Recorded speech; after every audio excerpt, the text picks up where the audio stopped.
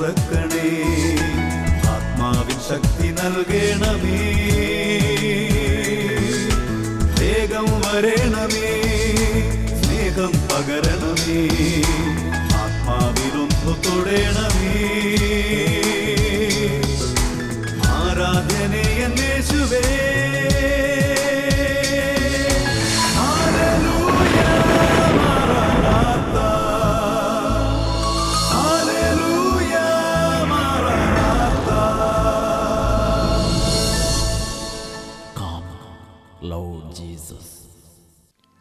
യേശുവേ സ്തോത്രം, യേശുവേ നന്ദി.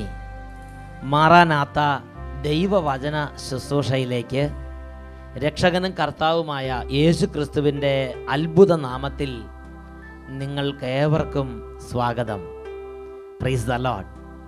ഇന്ന് നമ്മൾ ചിന്തിക്കുന്ന വിഷയം കുളം കലക്കി പരുന്തിന് കൊടുക്കരുത് എന്നതിനെക്കുറിച്ചാണ്. എസെക്കിയേൽ പ്രവാചകന്റെ പുസ്തകത്തിൽ 44-ാം അധ്യായത്തിൽ 23-ാം തിരുലിഖിതം, വിശുദ്ധവും വിശുദ്ധമല്ലാത്തതും തമ്മിലുള്ള വ്യത്യാസം അവർ എൻ്റെ ജനത്തെ പഠിപ്പിക്കുകയും അത് എപ്രകാരമാണ് വേർതിരിച്ചറിയേണ്ടതെന്ന് അവരെ കാണിച്ചു കൊടുക്കുകയും വേണം. Hallelujah, hallelujah. പ്രിയപ്പെട്ട ദൈവമക്കളെ, ഈ നിമിഷങ്ങളിൽ ഞാനും നിങ്ങളും ലോകം മുഴുവനും യേശു ക്രിസ്തുവിൻ്റെ ധന്യനാമത്തിൽ വലിയ വിടുതലുകളും അഭിഷേകങ്ങളും വചനത്തിൻ്റെ മർമ്മങ്ങളും സ്വീകരിക്കാൻ തക്കവണ്ണം സ്വർഗം നാം ഓരോരുത്തരോടും കരുണയോടെ ഇടപെടുന്ന മണിക്കൂറാണിത്. അതിനുവേണ്ടി നാം ക്ഷണിക്കപ്പെട്ടിരിക്കുകയാണ്.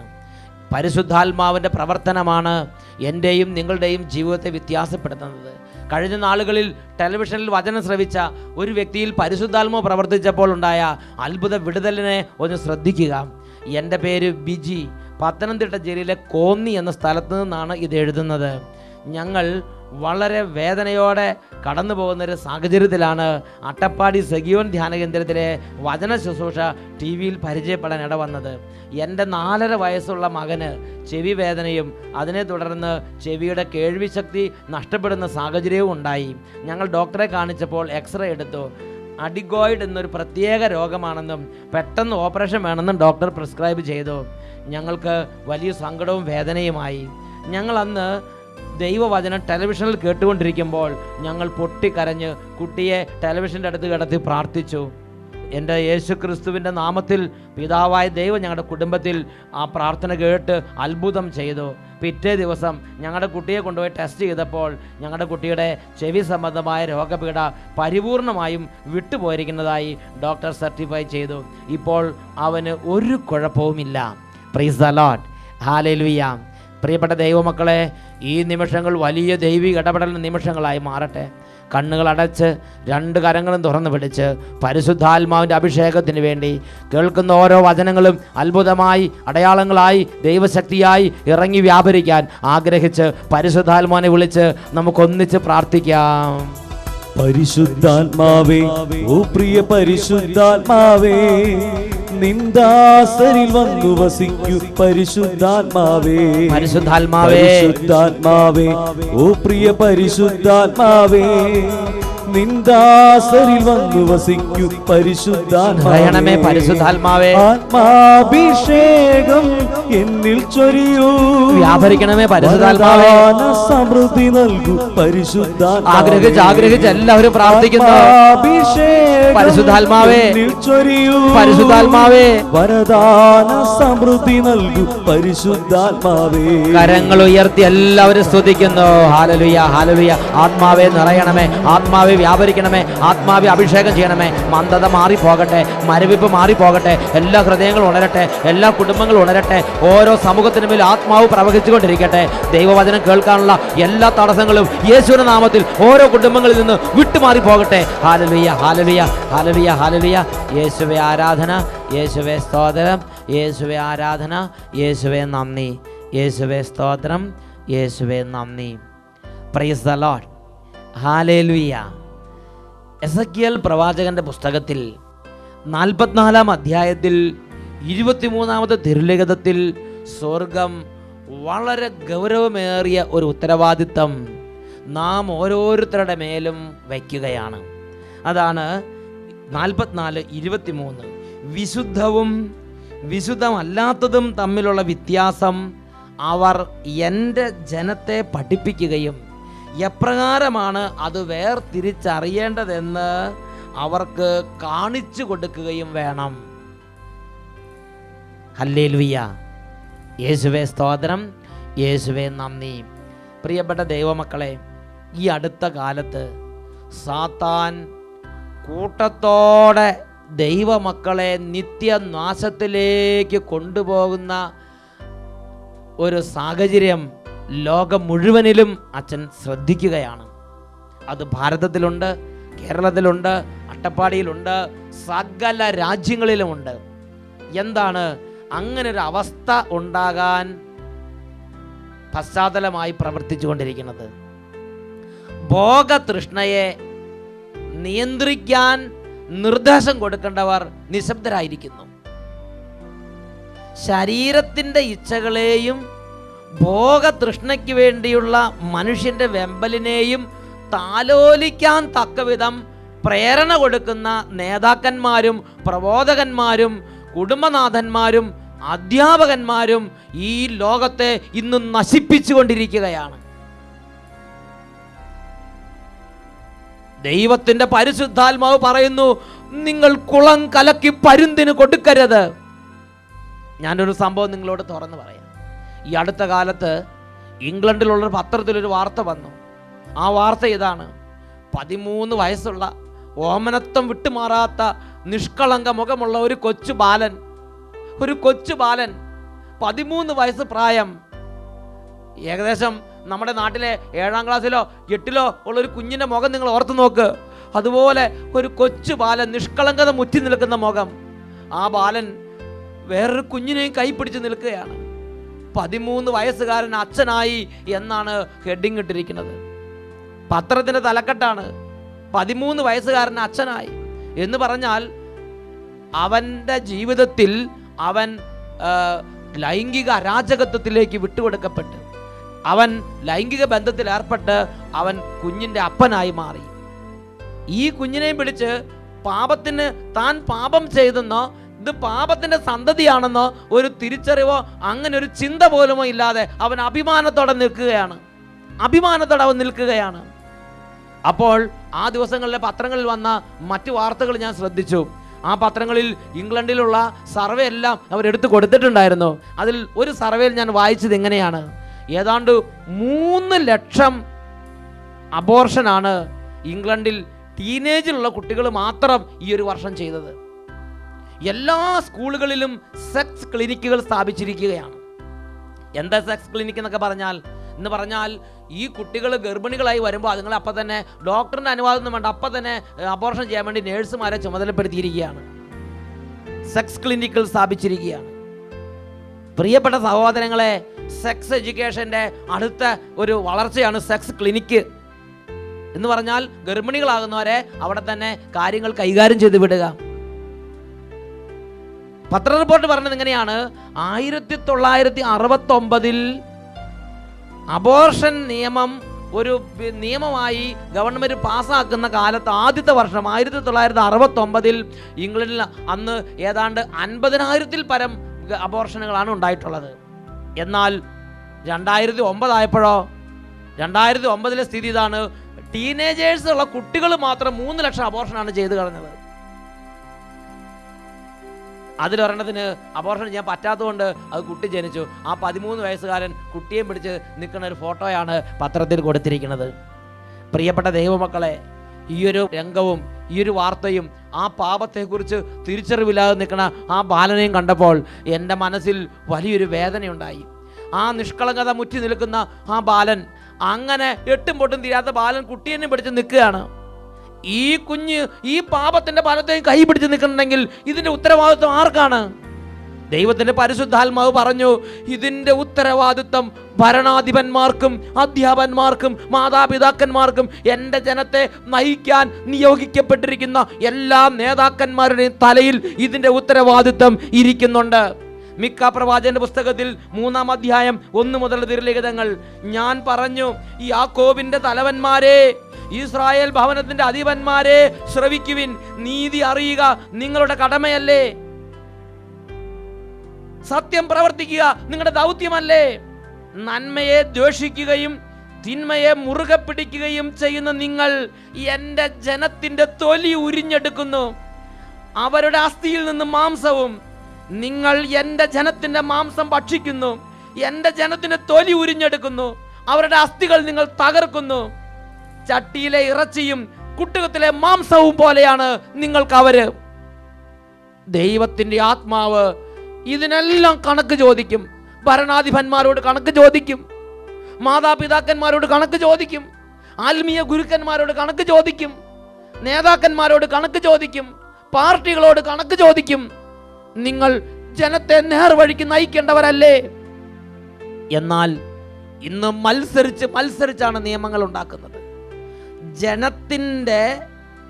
ജനത്തിൻ്റെ ഭോഗേച്ഛയെ തൃപ്തിപ്പെടുത്താനും ഭോഗതൃഷ്ണയെ താലോലിക്കാനും അനുകൂലമായ അന്തരീക്ഷങ്ങളും അതിനനുകൂലമായ നിയമങ്ങളും ഒന്നിനു പിറകെ ഒന്നായി ഇങ്ങനെ ജനത്തിനു വേണ്ടി ചെയ്തുകൊണ്ടിരിക്കുകയാണ്.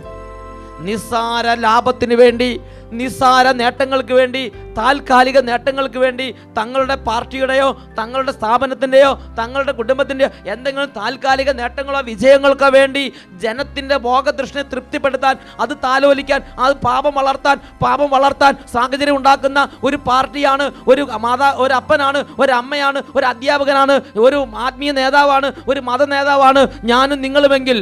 ഇച്ചിരി മദ്യപിച്ചാലും കുഴപ്പമില്ല, ഇച്ചിരി പാപത്തിൽ പോയാലും കുഴപ്പമില്ല, ഇതൊന്നും സാരമില്ല, ഇതൊക്കെ ഇങ്ങനെ വേണം, ഇത് ലോകമല്ലേ, ഇങ്ങനെ ചിന്തിച്ച് പാപം വളർത്തുന്ന കോട്ടയായി ഞാനും നിങ്ങളും ഇന്ന് ലോകത്തിൽ മാറുന്നുണ്ടെങ്കിൽ, പ്രിയപ്പെട്ട ദൈവമക്കളെ, പരിശുദ്ധാത്മാവ് പറയുന്നു, നിങ്ങൾ കുളം കലക്കി പരുന്തിന് കൊടുക്കരുത്. ഈ ദൈവമക്കളുടെ ആത്മാവിന്റെ നഷ്ടത്തിന് ആര് കണക്ക് കൊടുക്കും? ഈ ദൈവമക്കളുടെ ആത്മാവിന്റെ നഷ്ടത്തിന് ആര് കണക്ക് കൊടുക്കും? ഉത്തരവാദിത്തമുള്ളവർ കേൾക്കണം. എസെക്കിയേൽ പ്രവാചകന്റെ പുസ്തകത്തിൽ 44-ാം അധ്യായത്തിൽ 23-ാമത്തെ വാക്യത്തിൽ പരിശുദ്ധാത്മാവ് പഠിപ്പിക്കുന്നു, വിശുദ്ധവും വിശുദ്ധമല്ലാത്തതും തമ്മിലുള്ള വ്യത്യാസം അവർ എൻ്റെ ജനത്തെ പഠിപ്പിക്കണം. അത് പഠിപ്പിച്ചോ? അത് പഠിപ്പിക്കാത്തതിന്റെ കേടാണ് ഈ പത്രത്തിൽ വരുന്ന വാർത്തകൾ. അത് പഠിപ്പിച്ചിരുന്നെങ്കിൽ ഇങ്ങനെ ഇവർ വഴിതെറ്റി നടക്കുമായിരുന്നോ? ഇടം വലം തിരിച്ചറിവില്ലാത്ത ഈ ജനത്തോടല്ല ദൈവത്തിന്റെ വേദന. ഈ ജനത്തെ പഠിപ്പിക്കാൻ ഉത്തരവാദിത്തപ്പെട്ടവർ എന്തെടുക്കുകയായിരുന്നു? ദൈവത്തിന്റെ വചനം പഠിപ്പിക്കുന്നു, വിശുദ്ധവും വിശുദ്ധമല്ലാത്തതും തമ്മിലുള്ള വ്യത്യാസം അവർ എൻ്റെ ജനത്തെ പഠിപ്പിക്കുകയും എപ്രകാരമാണ് അത് വേർതിരിച്ചറിയേണ്ടതെന്ന് അവർക്ക് കാണിച്ചു കൊടുക്കുകയും വേണം. വീണ്ടും കൊളോസോസ് ലേഖനത്തിൽ 1-ാം അധ്യായത്തിൽ 10-ാമത്തെ തിരുലിഖിതത്തിൽ നമ്മൾ വായിക്കുന്ന ഇപ്രകാരമാണ്. കൊളോസോസ് 1:10, കർത്താവിന് യോജിച്ചതും അവിടത്തേക്ക് തികച്ചും പ്രീതിജനകവുമായ ജീവിതം നയിക്കാൻ നിങ്ങൾക്കിടയാകണം. അതിന് നമ്മുടെ കുഞ്ഞുങ്ങളെ പ്രാപ്തരാക്കണം. മരിയ കൊരത്തിയുടെ അപ്പനും അമ്മയും മരിയ കൊരത്തിയെ കുഞ്ഞുനാൾ മുതൽ കർത്താവിന് പ്രീതികരവും കർത്താവിന് യോജിച്ചതുമായ കർത്താവിന് യോഗ്യമായ ജീവിതം നയിക്കാൻ ആ കുഞ്ഞുനാളിൽ മരിയ കൊരത്തിയെ ആ അപ്പനും അമ്മയും പരിശീലിപ്പിച്ചപ്പോൾ വിശുദ്ധയായ ഒരു ജന്മം, വിശുദ്ധയായ ഒരു വ്യക്തിയെ ലോകത്തിന് ലഭിച്ച്. പ്രിയപ്പെട്ട ദൈവമക്കളെ, ഇത് എൻ്റെയും നിങ്ങളുടെയും സകല മുതിർന്നവരുടെയും ഉത്തരവാദിത്തമാണ്. വരും തലമുറകളെ, വളരുന്ന തലമുറകളെ വിശുദ്ധവും അശുദ്ധവും വിശുദ്ധവും വിശുദ്ധമല്ലാത്തതും തമ്മിലുള്ള വ്യത്യാസം മനസ്സിലാക്കാൻ തക്കവണ്ണം അവരെ പരിശീലിപ്പിച്ച് പഠിപ്പിച്ച് വളർത്തുക എന്നുള്ളത്. വീണ്ടും വിശുദ്ധ ലിഖിതം ദൈവമക്കൾക്ക് നൽകുന്ന മറ്റൊരു നിർദ്ദേശം ലൂക്കായുടെ സുവിശേഷം 21-ാമത്തെ അധ്യായത്തിൽ യേശുക്രിസ്തുവിന്റെ പ്രബോധനങ്ങളോട് ലഭിക്കുന്നുണ്ട്. ലൂക്ക 21:34, സുഖലോലുപത, മദ്യാസക്തി, ജീവിത വ്യഗ്രത എന്നിവയാൽ നിങ്ങളുടെ മനസ്സ് ദുർബലമാവുകയും ആ ദിവസം ഒരു കെണി പോലെ പെട്ടെന്ന് നിങ്ങളുടെ മേൽ വന്ന് വീഴുകയും ചെയ്യാതിരിക്കാൻ സൂക്ഷിച്ചുകൊള്ളുവീൻ. പ്രിയപ്പെട്ട ദൈവമക്കളെ, ഒരു ആത്മീയ ജീവിതം നയിക്കാൻ നിങ്ങൾ ആഗ്രഹിക്കുന്നുണ്ടോ? ഒരു വിശുദ്ധ ജീവിതം നയിക്കാൻ നിങ്ങൾ ആഗ്രഹിക്കുന്നുണ്ടോ? അങ്ങനെയെങ്കിൽ ശരീരത്തിൻ്റെ തൃഷ്ണകളെ താലോലിക്കുന്ന ഒരു മനസ്സിൻ്റെ ഉടമയാകാൻ നിങ്ങൾ ആഗ്രഹിക്കരുത്. അങ്ങനെയുള്ള കാര്യങ്ങൾക്ക് നിയന്ത്രണം, അങ്ങനെ നോ എന്ന് പറയേണ്ടതിനോട് നോ എന്ന് പറയാനുള്ള ഒരു പൗരുഷം ചെറുപ്പം മുതലേ വളർത്തിയെടുക്കണം. വിശുദ്ധ ലിഖിതം മിക്ക പ്രവാചകന്റെ പുസ്തകത്തിൽ 2-ാമത്തെ അധ്യായത്തിൽ 10 മുതലുള്ള തിരുലിഖിതങ്ങൾ, നിങ്ങൾ ഇവിടം വിട്ടു പോകുവിൻ, വിശ്രമയോഗ്യമായ സ്ഥലമല്ല ഇത്, ഇവിടം അശുദ്ധമാണ്, ഇത് നിങ്ങളെ നശിപ്പിക്കും, സമൂലം നശിപ്പിക്കും എന്ന് പറഞ്ഞാൽ ശരീരത്തിൻ്റെ പ്രവണതകളെ ഉത്തേജിപ്പിക്കുന്ന, ശരീരത്തിൻ്റെ പാപത്തിലേക്ക് നിങ്ങളെ വലിച്ചിഴയ്ക്കാൻ സാധ്യതയുള്ള ഒരു സ്ഥലമാണ് നിങ്ങൾ ജോലി ചെയ്യുന്ന ഇടമെങ്കിൽ, നിങ്ങൾ പഠിക്കുന്ന സ്ഥാപനമെങ്കിൽ, നിങ്ങൾ താമസിക്കുന്ന ദേശമെങ്കിൽ. ദൈവത്തിൻ്റെ വചനം പഠിപ്പിക്കുകയാണ്, നിങ്ങൾ ആ വീട് വിറ്റുപോയാലും കുഴപ്പമില്ല, നിങ്ങളുടെ ആത്മാവിൻ്റെ നിത്യരക്ഷയ്ക്ക് വേണ്ടി നഷ്ടങ്ങൾ സഹിക്കുവീൻ, ത്യാഗങ്ങൾ സഹിക്കുവീൻ, ദേശം വിട്ടോടുവീൻ. എന്താ ആ ദേശം വിട്ട് ഓടാനായിട്ടുള്ള കാരണം? 11-ാമത്തെ വാക്യം, വീഞ്ഞിനെയും വീര്യമുള്ള പാനീയങ്ങളെയും കുറിച്ച് ഞാൻ പ്രസംഗിക്കും എന്ന് ആരെങ്കിലും പൊങ്ങച്ചം പറഞ്ഞാൽ അവനായിരിക്കും ഈ ജനത്തിന് ചേർന്ന പ്രസംഗകൻ. എന്ന് പറഞ്ഞാൽ ജഡത്തിൻ്റെ പ്രവണതകളെ തൃപ്തിപ്പെടുത്തുന്നതിന് തക്കതായ നിയമങ്ങളും, ജഡത്തിൻ്റെ പ്രവണത തൃപ്തിപ്പെടുത്തുന്നതിന് തക്കതായ മനോഭാവങ്ങളും, അതിനുള്ള അന്തരീക്ഷങ്ങളും, അതിനുള്ള കൂട്ടുകെട്ടുകളും ഒരുക്കുന്നവരായിരിക്കും അവർക്ക് പ്രിയങ്കരൻ എന്നൊരവസ്ഥയാണ് നിങ്ങളുടെ നാട്ടിലും നിങ്ങളുടെ പ്രവർത്തന മേഖലകളിലും ജോലി സ്ഥലങ്ങളുള്ളതെങ്കിൽ നിങ്ങൾ ഇരട്ടി ജാഗ്രത പാലിക്കണം. ദൈവത്തിൻ്റെ പരിശുദ്ധാത്മാവ് പഠിപ്പിക്കുകയാണ്, വിശുദ്ധവും വിശുദ്ധമല്ലാത്തതും തമ്മിലുള്ള വ്യത്യാസം വേർതിരിച്ചറിഞ്ഞ് പാപത്തോട് വ്യക്തമായ ഒരു വേർതിരിവ് പുലർത്തി ജീവിക്കാനുള്ള പൗരുഷം ഞാനും നിങ്ങളും കാണിക്കണം. അത് വളരുന്ന തലമുറയെ വ്യക്തമായി പഠിപ്പിച്ചു കൊടുക്കുകയും വേണം. ഈ നിമിഷങ്ങളിൽ നമുക്ക് പ്രാർത്ഥിക്കാം. ദൈവമേ, ഞങ്ങളുടെ അനാസ്ഥ നിമിത്തം പലതരത്തിലുള്ള നേട്ടങ്ങൾക്ക് വേണ്ടി ജനത്തിൻ്റെ ഭോഗാലസമായ മനസ്സിൻ്റെ താല്പര്യങ്ങൾക്ക് അനുസരിച്ച് ഭരണം നടത്താനും അനുസരിച്ച് നിയമങ്ങൾ ഉണ്ടാക്കാനും ഇടവക ദേവാലയങ്ങളിലും സന്ധ്യാപ്രാർത്ഥന ഇടങ്ങളിലും ഭവനത്തിൽ എല്ലാ സ്ഥലത്തും പ്രാർത്ഥന വെട്ടിച്ചുരുക്കാനും ആത്മീയ കാര്യങ്ങളോട് ഉള്ള അതൃപ്തി കണക്കാക്കി അതൊക്കെ വേണ്ടാന്ന് വെക്കാനും ഉപവാസങ്ങളും നോമ്പുകളും എല്ലാം വെട്ടിച്ചുരുക്കാനും അതൊന്നും നിർബന്ധിക്കാതിരിക്കാനും ഞങ്ങൾക്ക് ലഭിച്ച ലോകത്തിൻ്റെ പ്രേരണയ്ക്ക് അടിമപ്പെട്ടു പോയതിനെ ഓർത്ത് ഓ ദൈവമേ, ഇന്നിതാ ഞങ്ങൾ മാപ്പ് ചോദിക്കുന്നു.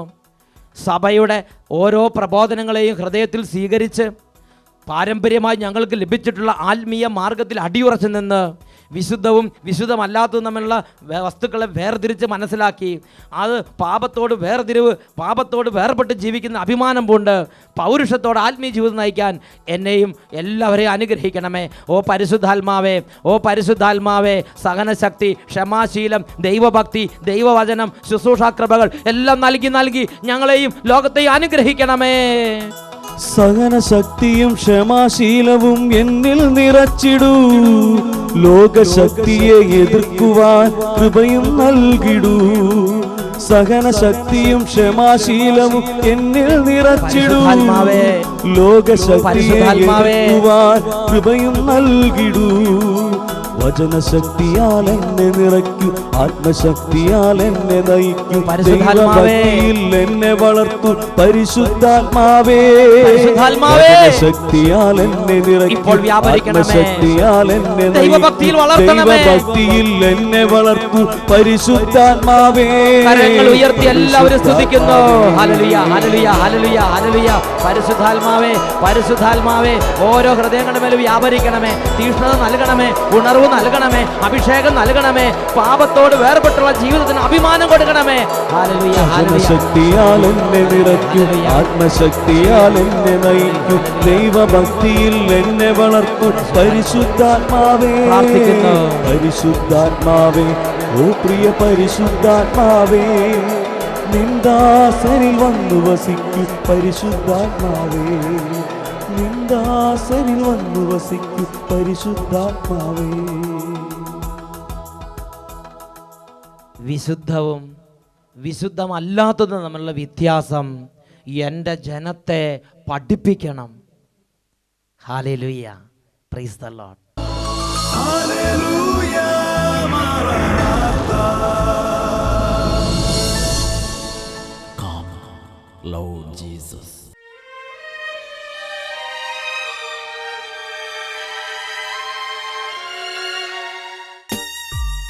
യേശുവേ സ്തോത്രം, യേശുവേ നന്ദി. ഇതാ നമ്മുടെ രക്ഷിതാവായ യേശു ക്രിസ്തു നമ്മുടെ ഹൃദയത്തിൻ്റെ എല്ലാ ഭാരങ്ങളും എല്ലാ അവ്യക്തതകളും എല്ലാ പൈശാചിക പീഡകളെയും തകർക്കാൻ തക്കവണ്ണം അത്ഭുത ശക്തിയോടെ അവിടെ നിതാ വ്യാപരിക്കുകയാണ്. 2 കരങ്ങൾ അവിടുത്തെ സന്നിധിയിലേക്ക് ഉയർത്തി നമ്മുടെ എല്ലാ തിന്മകളും വിട്ടുപോകാൻ വേണ്ടി ആഗ്രഹിച്ച് എല്ലാവരും സ്തുതിക്കുന്നു. Hallelujah, hallelujah. ഓ ദൈവമേ, രോഗികളെ ഇപ്പോൾ സുഖപ്പെടുത്തണമേ കർത്താവേ. തകർന്ന കുടുംബങ്ങളെ പുനരുദ്ധരിക്കണമേ കർത്താവേ. വിദ്യാർത്ഥികളെ സ്പർശിക്കണമേ കർത്താവേ. വഴിതെറ്റി നടക്കുന്ന ജീവിതങ്ങളെ അവിടുന്ന് നേർവഴിയിലേക്ക് തിരികെ കൊണ്ടുവരണമേ കർത്താവേ. സാത്താൻ തൻ്റെ ഇഷ്ട നിർവഹണത്തിന് വേണ്ടി ബന്ധിച്ചിട്ടിരിക്കുന്ന ഓരോ ആത്മാക്കളും യേശുവിന്റെ നാമത്തിൽ വിടുതൽ പ്രാപിക്കട്ടെ. Hallelujah. Hallelujah, Maranatha. Come, Lord Jesus.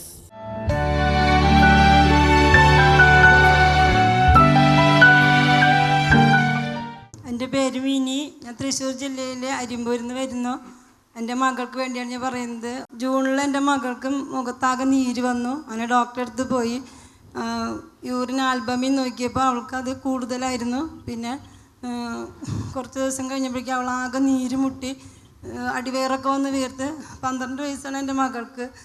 അങ്ങനെ കിഡ്നിയുടെ ഡോക്ടറെ കാണിക്കാൻ പറഞ്ഞു. അങ്ങനെ നെഫ്രോളജിസ്റ്റിനെ കാണിച്ചപ്പോൾ കിഡ്നി ബയോപ്സി എടുത്തപ്പോൾ അവൾക്ക് FSGS എന്ന് പറയുന്ന ഒരു അസുഖമാണ്.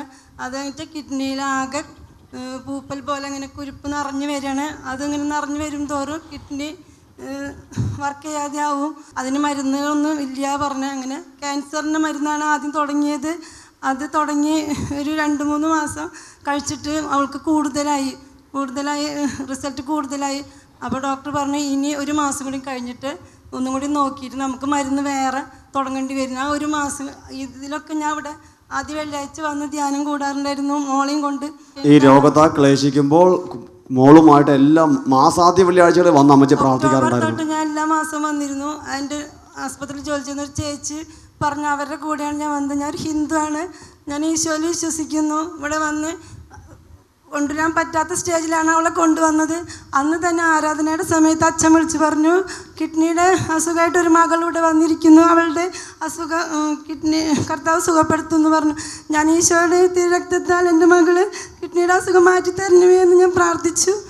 ഇപ്പോൾ അത് കഴിഞ്ഞ് ടെസ്റ്റ് ചെയ്തപ്പോൾ ഡോക്ടർ പറഞ്ഞു കുറച്ച് നോർമലായിട്ടുണ്ട്, 150 നോർമലാവേണ്ടത് 750 ആയിട്ടുണ്ട്, ഇനി മരുന്ന് തുടങ്ങണ്ടെന്ന് പറഞ്ഞു.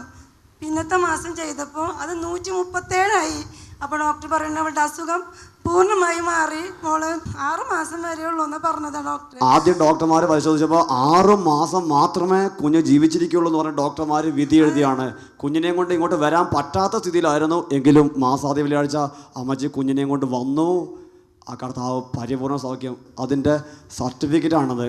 6 മാസം മാത്രമേ ജീവിക്കുള്ളൂ എന്ന് ഡോക്ടർമാർ വിധി എഴുതിയ കുഞ്ഞ് കർത്താവിൻ്റെ സന്നിധി ഒന്ന് പ്രാർത്ഥിച്ചു കഴിഞ്ഞപ്പോൾ ഇപ്പോൾ ഒരു രോഗവും ഇല്ലാന്ന് ഡോക്ടർമാർ സർട്ടിഫൈ ചെയ്തു.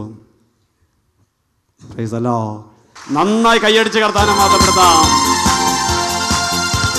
വിശ്വസിച്ച ദൈവത്തിന്റെ മഹത്വം കാണാം, പ്രാർത്ഥിക്കുമ്പോൾ ദൈവത്തിന്റെ പ്രവൃത്തി കാണാം, ആരാധിച്ച ദൈവത്തിന്റെ വിടുതൽ കാണാം, ആശ്രയിച്ച ദൈവത്തിന്റെ കരുതൽ കാണാം. Hallelujah, Maranatha. Come, Lord Jesus.